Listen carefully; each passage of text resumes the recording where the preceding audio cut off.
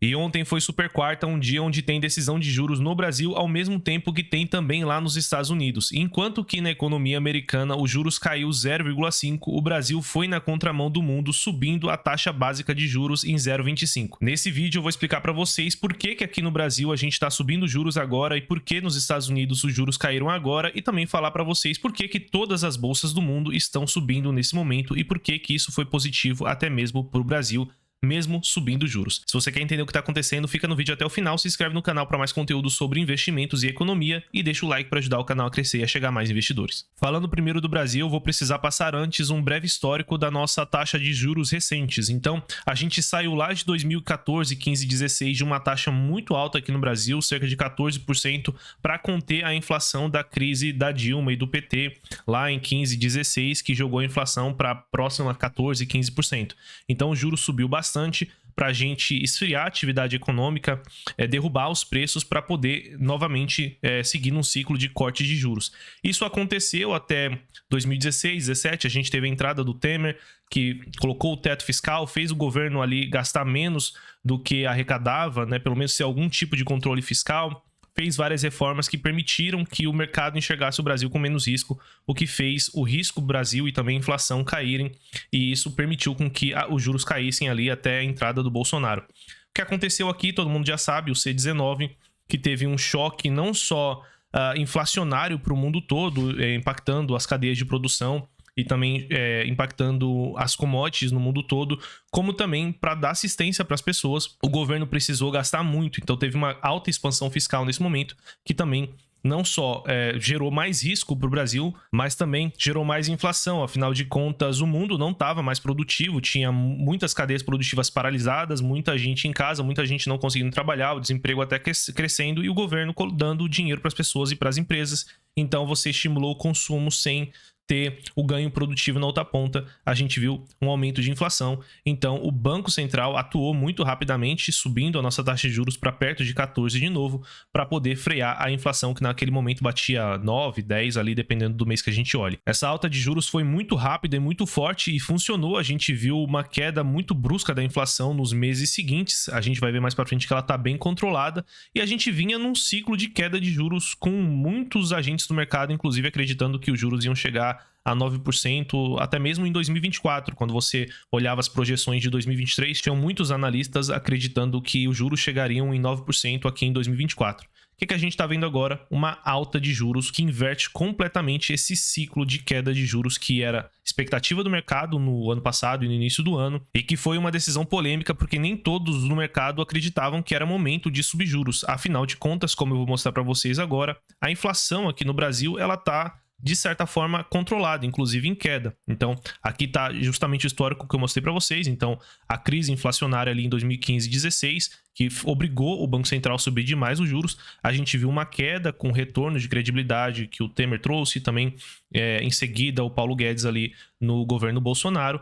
O choque inflacionário ali do C19, o controle que veio em seguida na inflação, e a inflação segue em queda aqui, teoricamente, buscando a meta do Brasil, que é 3%. Então, o que explicaria a gente precisar dessa alta de juros agora se a inflação está, de certa forma, controlada, inclusive aqui em queda, por esse gráfico que eu estou mostrando para vocês, e principalmente se nem todos no mercado estão concordando. Normalmente, quando a gente tem um ciclo de alta de juros, todo mundo no mercado está já pedindo ali para o Banco Central para ter essa alta de juros, já que a inflação está galopante. Não é isso que a gente está vendo agora, foi uma decisão, inclusive, que vários analistas e várias entidades do mercado não concordam, e talvez foi a decisão mais polêmica do Banco Central dos últimos tempos, né? E aí abre espaço também para toda aquela narrativa de que o Banco Central está agindo contra o Brasil. Nesse vídeo eu quero mostrar para vocês que não tem nada disso e a gente realmente precisava dessa alta de juros que aconteceu agora. Para quem não sabe, hoje a meta de inflação do Brasil é 3% para 2026, então hoje a gente tem uma meta de mais longo prazo. Como o Brasil é um país muito estável, é muito difícil você ficar controlando as variáveis de curto prazo,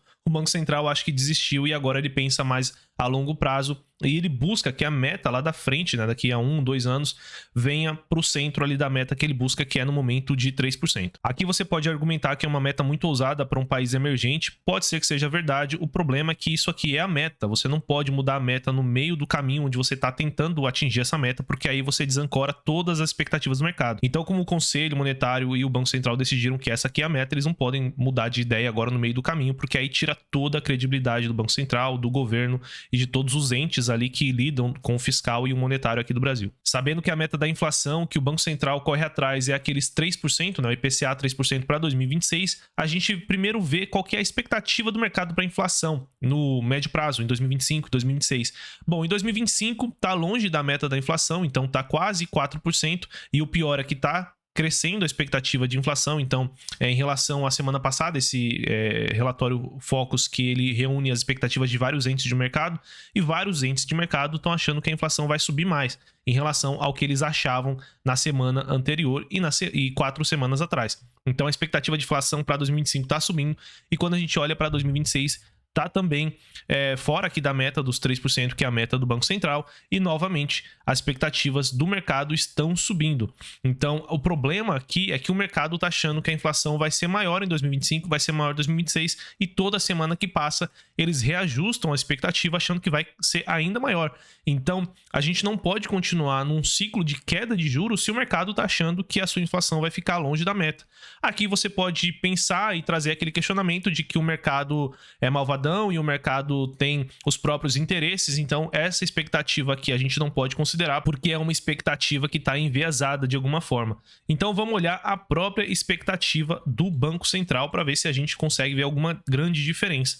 E quando a gente olha a expectativa do Banco Central para inflação em 2026 é 3,5%, novamente fora da meta. Então, o Banco Central ele não está olhando para o IPCA do curto prazo de 2024, que realmente, para os padrões do Brasil, está, de certa forma, até controlado, mas ele está olhando lá na frente que toda semana que passa a expectativa de inflação tem piorado. Então ele não pode continuar num ciclo de afrouxamento monetário, permitindo com que a economia aqueça ainda mais, porque daqui a pouco isso daqui sobe para 4, sobe para 4,1, sobe para 4,3, né? Sobe para 4,5 e daqui a pouco você perde total controle da meta da inflação. E aí cai a credibilidade do Banco Central, cai a credibilidade do governo, porque as metas não são cumpridas. E aí, se isso acontece, o Banco Central tem um trabalho muito mais difícil, vai ter que subir os juros muito mais rápido e com uma intensidade muito maior para poder conter esses 4,1, 4,2, 4,3, que isso vai acontecer caso ele não comece a agir nesse exato momento. Provavelmente a pergunta que você deve estar se fazendo agora é de onde que vem essa inflação que ninguém estava esperando, esses possíveis 4% lá em 2026, que ninguém falava disso, é um grande ponto de interrogação. Bom, a maioria dos economistas, eles acreditam que isso está acontecendo agora no Brasil por conta da expansão fiscal que a gente tem visto no Brasil, ou seja, o governo está gastando muito mais do que ele deveria gastar.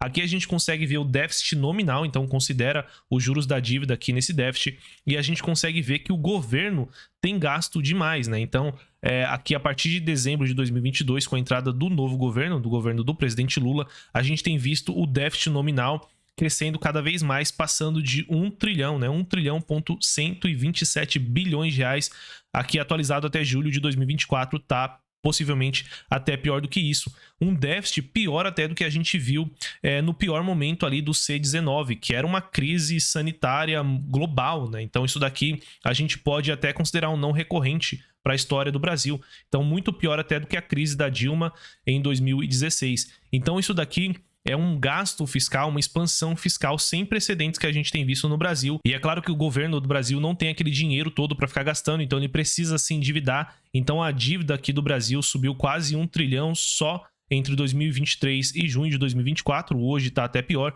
e a dívida sobre o PIB também está crescendo. Isso daí acaba impactando a nossa questão fiscal e do risco país, mas não vou nem entrar nisso. E esse gasto todo tem aumentado basicamente no estímulo do consumo. A gente teve um aumento de gastos de precatórios, aumentos de gastos de auxílios, aumentos de gastos de aposentadorias, de salários das pessoas. Basicamente, tudo que é possível de colocar dinheiro na mão das pessoas para elas consumirem tem sido o aumento de gastos desse governo. E você pode pegar aí basicamente todos os meses, nos últimos 12 meses, você vai ver que o gasto do governo Lula cresceu acima da inflação, ou seja, está tendo um gasto real. Então, por mais que esse governo também é o governo que mais arrecada, está criando imposto, aumentando imposto, ele está arrecadando, por exemplo, 1% e está gastando 3%. Então a conta não fecha, está gerando déficit por conta disso. Mas é claro que quando a gente fala de economia, a gente tem que olhar nas duas pontas, na ponta da demanda e na ponta da oferta. Na ponta da demanda, a nossa economia está bem estimulada, né? A gente vê o PIB, inclusive, batendo aí 3%, basicamente pelo estímulo de consumo. Dinheiro na mão das pessoas estão consumindo. O problema é que a gente não está crescendo em produtividade. Quando a gente olha, por exemplo, a produção industrial geral aqui do Brasil, aqui a gente consegue ver o período entre 2021 e até o fim de 2022, ainda governo Bolsonaro, a gente tinha um aumento da produção, da produtividade aqui no Brasil. A produtividade desde então tem ficado só negativa, mesmo com queda de juros. A gente tem não conseguido aqui no Brasil crescer a produtividade, então a gente aumenta o consumo sem aumentar a produtividade, menos produtos na economia, menos serviços sendo ofertados, você tem mais dinheiro, você tem mais compra, você tem mais consumo, isso obviamente que aumenta a inflação, isso obviamente que aumenta o preço das coisas, mais demanda do que oferta na economia. E o pior é que quando a gente olha os dados de investimento aqui no Brasil, investimento em capital fixo, investimento em aumento de produtividade, eles estão a níveis muito baixos, próximos aos da crise de 2016, para vocês terem uma ideia. Então, a expectativa é que a produtividade não vai aumentar no curto e médio prazo aqui no Brasil. E um governo que gasta muito, aumenta a dívida e taxa a riqueza e a produtividade do seu país, obviamente você afasta capital. Então a gente tem visto uma alta de dólar, de pessoas fugindo daqui e também pela própria reprecificação do risco da economia do Brasil. O Brasil está gastando muito, o Brasil está aumentando o seu endividamento. Isso é precificado quase que imediatamente aqui no dólar. E com o dólar subindo, as expectativas de inflação, né, do IPCA sobem também. Afinal de contas, boa parte dos itens ali da cesta do IPCA são diretamente impactados pela alta do dólar. Então, isso é um ciclo vicioso que o próprio governo causa. Então, ele gasta mais, aumenta as expectativas de inflação, isso faz o dólar subir e aí sim a gente tem um impacto direto fazendo a inflação realmente subir. Então, primeiro você aumenta a expectativa de inflação, que é o que está acontecendo agora, para depois, aí sim, a gente vê uma alta de inflação acontecer na prateleira, enfim, no preço dos produtos da economia. Quando você entra nessa espiral negativa, é muito difícil de sair e a dose de juros pode ser muito mais amarga do que essa que a gente está vendo agora. Inclusive, o próprio Banco Itaú revisou as projeções deles e eles acreditam que a Selic vai chegar até 12% em janeiro. Então, a gente não está vendo agora só uma alta de juros, muito possivelmente é um novo ciclo de alta.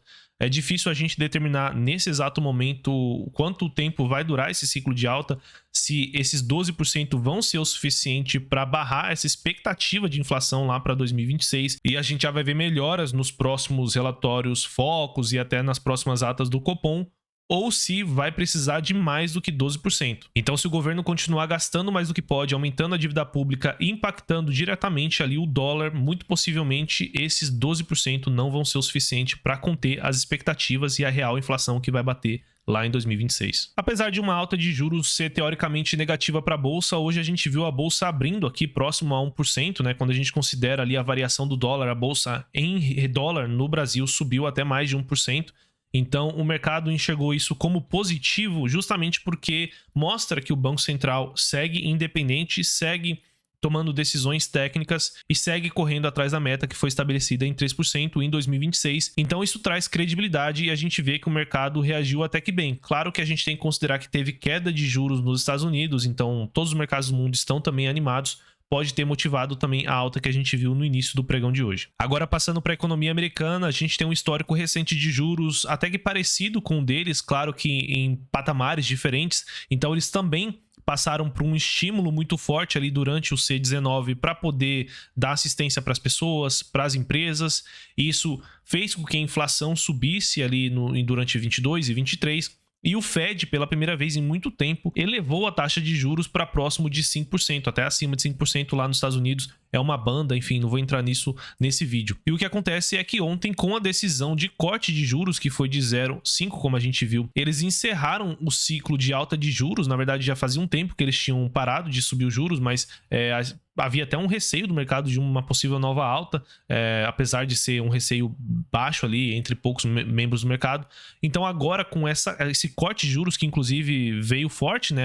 Boa parte do mercado esperava 0,25 e veio 0,50, então veio acima do que o mercado esperava, e isso dá um sinal muito forte para o mercado que o ciclo de corte de juros agora definitivamente começou. E claro que assim como o nosso Banco Central, o Fed também olha muito a inflação para tomar a decisão. Então a gente viu ali justamente o aumento de inflação, aquele período inflacionário dos Estados Unidos que não se via há muitos anos, acho que há mais de 40 anos que a gente não via a inflação dos Estados Unidos batendo 8% ali no acumulado durante um mês, e a gente viu o Fed agindo aqui, aumentando os juros para derrubar a inflação e chegar na meta. Lembrando que a meta dos Estados Unidos é 2%, ainda não está na meta, mas as expectativas do mercado e do Fed já dão a entender que, principalmente por conta de um mercado de trabalho que não está tão aquecido mais, vou mostrar para vocês agora, inclusive aqui mostrando para vocês a taxa de desemprego nos Estados Unidos, que tem subido ali praticamente todos os meses até julho de 2024, estacionou um pouco acima dos 4%, por conta do mercado de emprego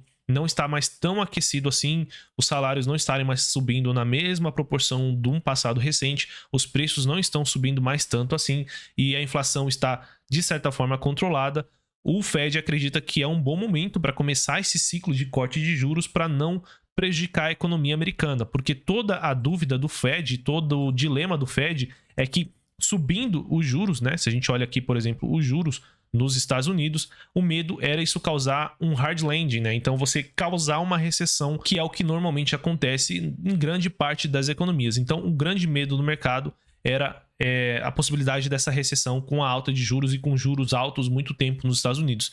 Então o Fed aparentemente está conseguindo lá o tal do soft landing, que é controlar a inflação com juros altos por um tempo, sem gerar recessão, sem gerar um desemprego muito alto, um desemprego desenfreado, e mantendo a economia crescendo, né? Se a gente olha aí o PIB dos Estados Unidos, segue crescendo.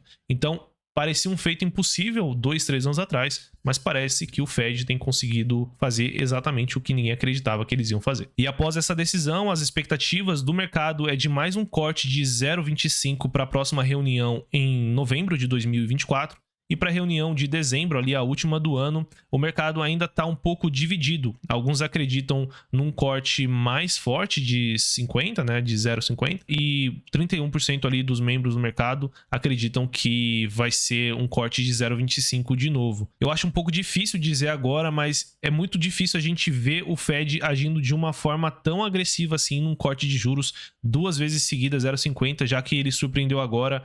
Possivelmente para a próxima reunião vai ser o 0,25 mesmo, então provavelmente a gente vai ter o 0,25 e até o fim do ano eu acho que ele novamente faria mais um de 0,25, mas aí daqui até lá vocês vão ver que as expectativas vão mudar bastante, talvez nem tenha mais expectativa de corte no fim do ano. Isso aqui é uma coisa que muda bastante porque é o preço mais importante da economia no mundo, né?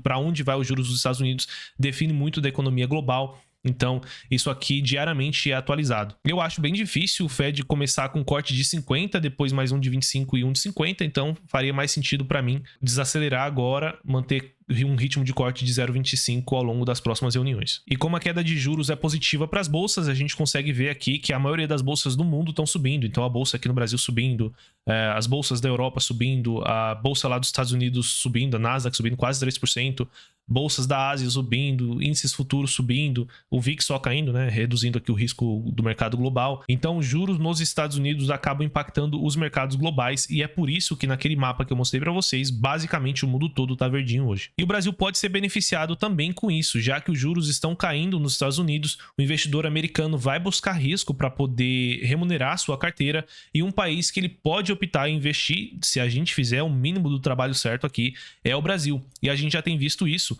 Nos últimos dias aqui o fluxo estrangeiro cresceu, né? Então a gente vinha de alguns dias seguidos aqui de saída de dinheiro dos gringos aqui do Brasil, e talvez por conta das expectativas de queda de juros mais concretas nessa reunião do Fed, a gente tem visto que o dinheiro voltou a entrar aqui no Brasil e possivelmente o fluxo estrangeiro volte a crescer aqui no Brasil, sustentando as altas, ou pelo menos a lateralização aí da nossa bolsa, não uma queda, mesmo com juros aqui no Brasil subindo, né? Porque os juros aqui no Brasil sobem, a Selic sobe aqui no Brasil, geralmente os investidores correm para renda fixa, mas o estrangeiro pode correr para a nossa bolsa, já que os juros americanos caíram e eles não vão ter tanto esse dinheiro fácil. Então, espero ter explicado para vocês por que aqui no Brasil a gente teve uma alta de juros, enquanto que nos Estados Unidos os juros caíram. Se você gostou, não esquece de deixar o like para ajudar o canal a crescer e chegar a mais investidores. Se você ficou com alguma dúvida, comenta aqui embaixo, porque pode virar tema de vídeo. Eu vou ficando por aqui, bons investimentos e até o próximo vídeo.